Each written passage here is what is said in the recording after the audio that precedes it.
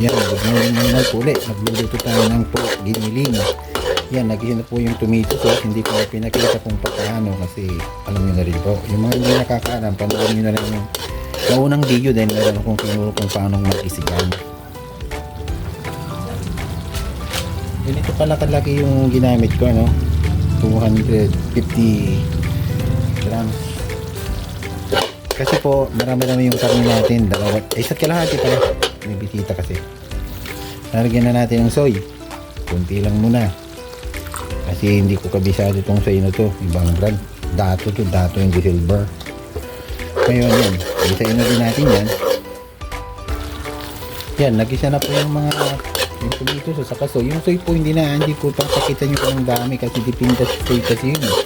May maalat na soy, depende sa brand, may hindi. Kaya ang gagawin talaga natin dito, tansyahin natin. Hindi pwede yung sukat-sukat. Iba-iba kasi yung ganyan. Giniling, ilalagay ko na po. Tapos yan, haluin natin. Hanggang sa mag-isa rin ito ng tuluyan. Pag nag-isa na, saka natin ilagay ibang ingredients. Yan, nag-isa na po yung giniling. Lalagyan po ito natin na pang malupitang pineapple juice. Like na to. Like na to para masarap-sarap naman to. Ayan. Ganyan lang po yan. Tapos mikos-mikos natin. Hantayin natin kumulo at umambot yung pork. Saka natin timplahan ng mga ingredients. Yan, okay na po. Lagyan natin ng konting asukal po. Asukal yan. Kunti lang. Kasi nagising na siya eh. May sabaw-sabaw pa yan. Paglulutuan ng ng patatas. Ito yung patatas natin. Marami yan.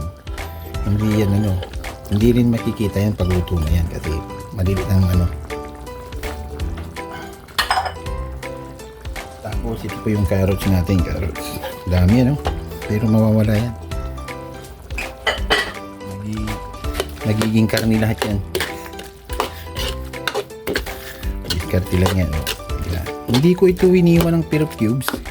Kasi mayroon maghiwa, kaya ang ginawa ko na lang,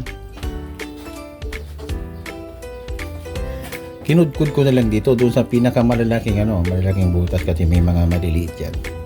Yung pinakamalaking butas para hindi naman durog na durog.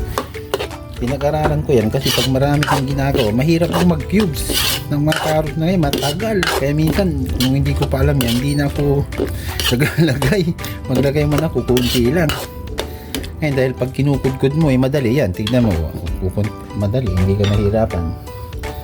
Tapos lagyan natin ng liver spread po, kalahati yan, para masarap may mga batang kakain kasi yan, okay yan, pampalasa yan, magandang lasa pag may ganyan. Tapos laksan natin ng kajabo yan, okay na yan, wala na tayong hanap-hanapin pa dyan, lulutuin na lang natin yung mga ingredients. Malapit na kumain. Yan, okay na po, luto na yan. Lagay lang natin itong pang mga lakasang ginumuto. Kunti lang ilagay natin din, marami ang ingredients ito. Hindi masyadong kailangan yan, pero ilalagyan pa rin natin, nakasama yan. Yan, okay na po yan. Lagay na natin itong pang malakasang bell pepper. Pili ng Amerikano. Hindi naman kailangan lutuin mabuti yan, pang-paamoy lang yan. Nawala. Mas kayo. Yan. Diba? Ganda na.